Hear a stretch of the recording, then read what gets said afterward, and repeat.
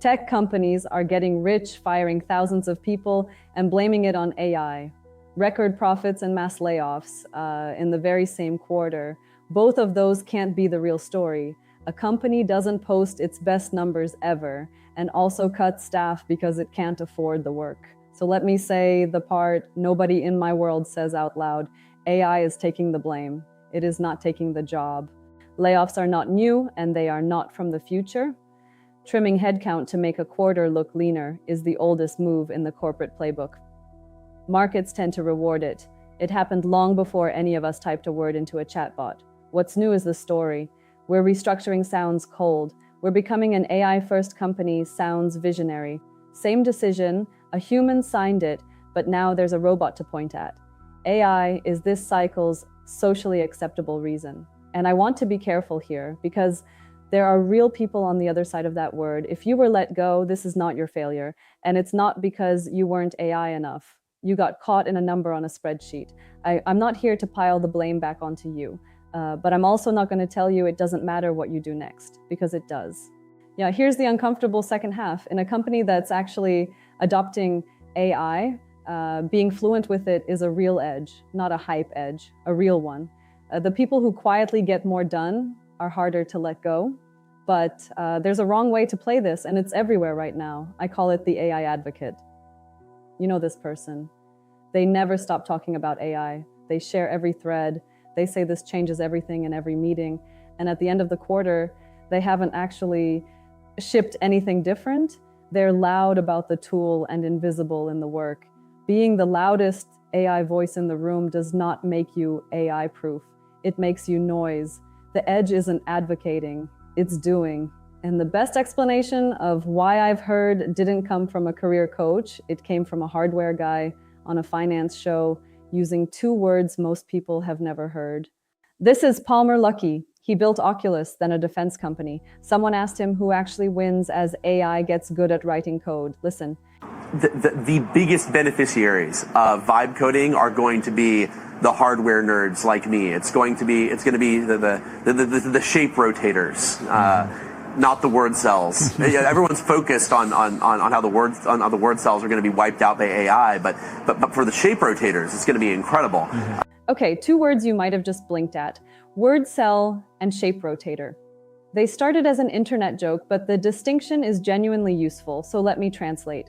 A shape rotator, the way Palmer means it, is someone who builds, who thinks in systems and moving parts. A word cell lives in words. Now here's my translation, for those of us in offices, not hardware labs. So this part is me, not him. In knowledge work, the word cell uses AI to make more words, more emails, longer docs, another deck.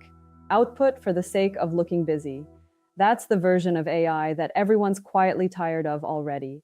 The shape rotator uses AI to change how the work actually gets done. Not write me a longer status update, but rebuild the way that update gets produced so it takes 10 minutes instead of 2 days. One generates, the other re-engineers.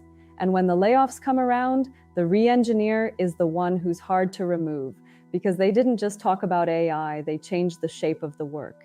And here's the part that should make you optimistic, especially if you're not technical. I was always a pretty terrible software engineer. I'm not a programmer by trade. I've taught myself enough to glue things together. The guy saying the builders win is openly saying he was never a real programmer. That's not a throwaway line. That's the whole point. The people AI helps most are the ones who were blocked by the technical part.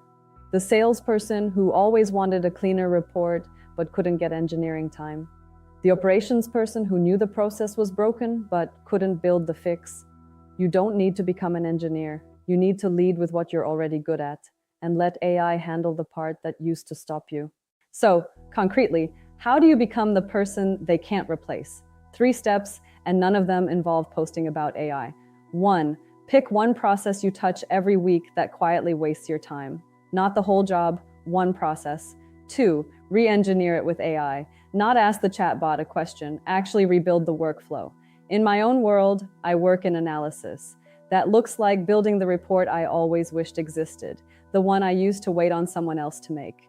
I lead with the part I'm good at, the business judgment, and I let AI do the assembly I used to be blocked on. I won't throw a fake number on screen and tell you it saved exactly 42 hours. The honest version is, the thing that used to be a request to another team is now something I just do.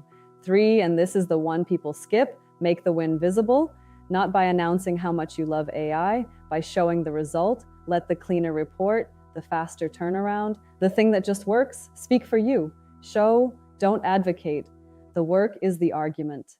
One more thing, because I know the fear, what if what I build is bad? Here's Palmer again. So, I am a big fan of vibe coding, even if everything that comes out of it is slop. Your first version can be ugly, it can be held together with tape, it will still beat what you could do before, and it'll get better every time you run it.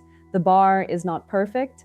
The bar didn't exist yesterday, so don't use AI to write a longer email. Use it to build the thing that deletes the email. So will AI take your job?